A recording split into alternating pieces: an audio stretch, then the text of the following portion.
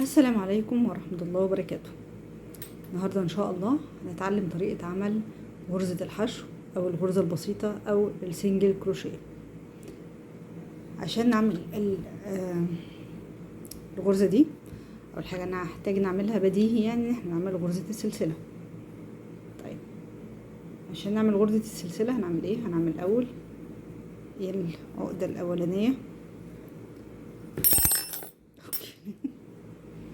وبعدين نبتدي نعمل السلسلة. طيب الغرزة الحشو هتحتاج، لو احنا هنعمل يعني عايزين نعمل 10 غرز ليها، فاحنا هنعمل العدد اللي احنا عايزينه 10 وبعد كده هنعمل غرزة زيادة. لو هنحتاج نعمل اي عدد غرز هنعمل الغرزة عدد الغرز وهنزود عليها 1. دي كده 1 2 3 4 5 6 7 8 9 10. عملنا 10 وهنعمل واحدة زيادة. طيب هنبتدي بقى نعمل دلوقتي غرزة الحشو. نشوف بس حاجة مهمة هنا، شايفين رقم 7 او حرف الفي اللي عندنا الضلعين دول؟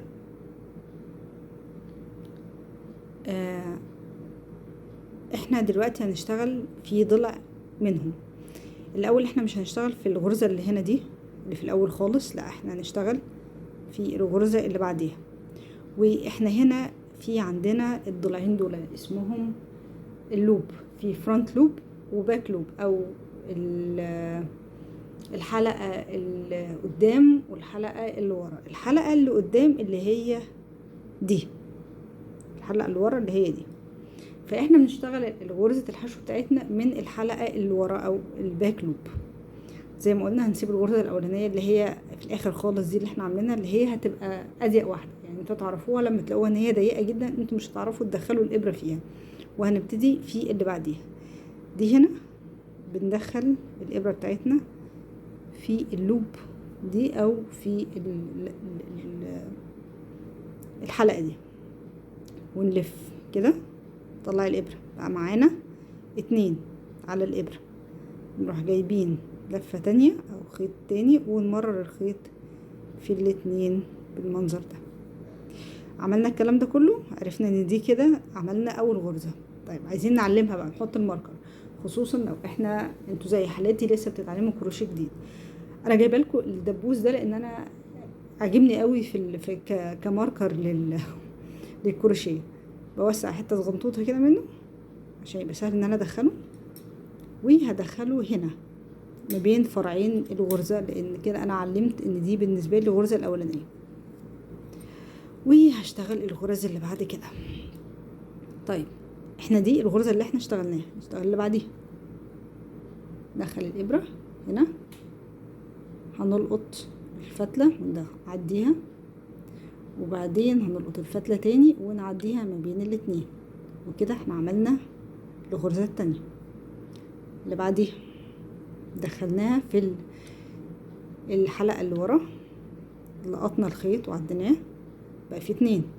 طيب نلقط الخيط ونعديه تاني ما بين الاتنين، كده عملنا التالتة، ونكمل لحد ما نخلص.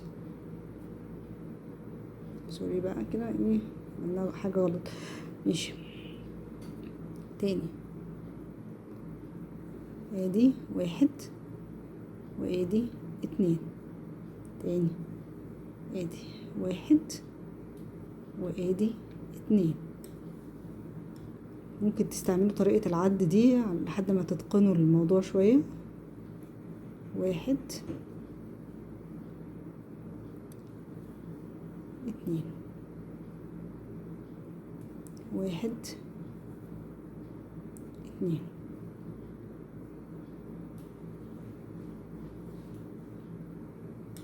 اتنين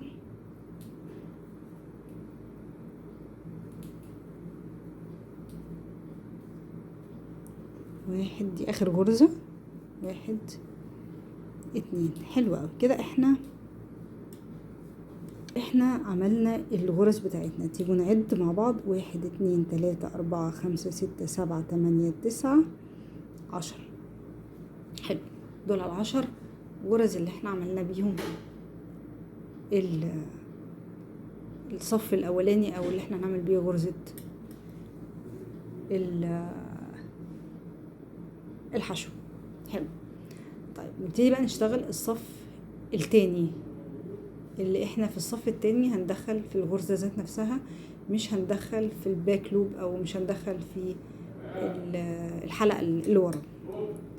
بس قبل ما نشتغل الدورة الجديدة او الصف الجديد، هنعمل غرزة سلسلة واحدة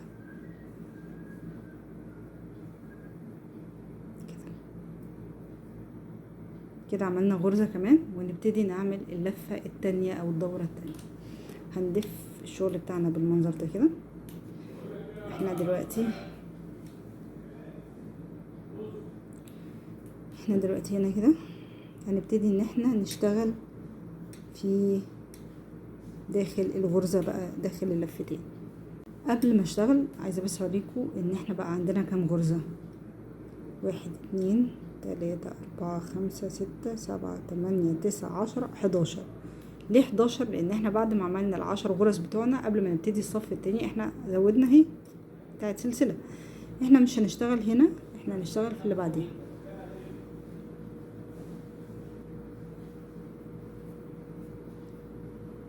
وهندخل في الغرزتين او في فرعين الغرزة، وهنشتغل ادي 1 وبعدين 2. تمام، يبقى احنا كده عملنا اول غرزة. هنكمل نعديها ما بين فرعين الغرزة: 1 2 1 2. فاحنا هنا لما بنيجي نعمل الصفوف اللي بعد الصف الاولاني او الصف التمهيدي، هنعمل ايه؟ هنزود غرزة سلسلة في نهاية كل دورة او كل صف.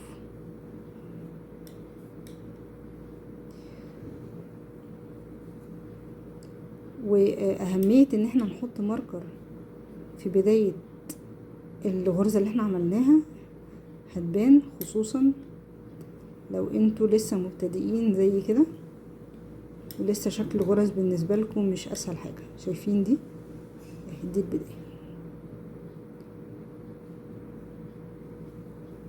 المنظر. يبقى احنا كده عملنا. نعد الغرز قبل ما نزود الغرزة بتاعتنا: 1 2 3 4 5 6 7 8 9 10. حلو اوي. نعمل غرزة السلسلة الجديدة ونكمل الصفوف بنفس الطريقة دي. ده الوش وده الظهر، او ده الظهر وده الوش، يعني ايه بالنسبة لكم هتتعرفوا عليها. المهم ان احنا بنمشي الصفوف كلها بنفس الطريقة. بداية الصف او نهاية الصف بعد ما احنا بنخلص الغرز بتاعتنا بنروح عاملين غرزة سلسلة زيادة، ونبتدي نشتغل مش من الغرزة اللي احنا عملناها زيادة، لا من الغرزة الاخرانية اللي احنا عملناها في الصف اللي فات.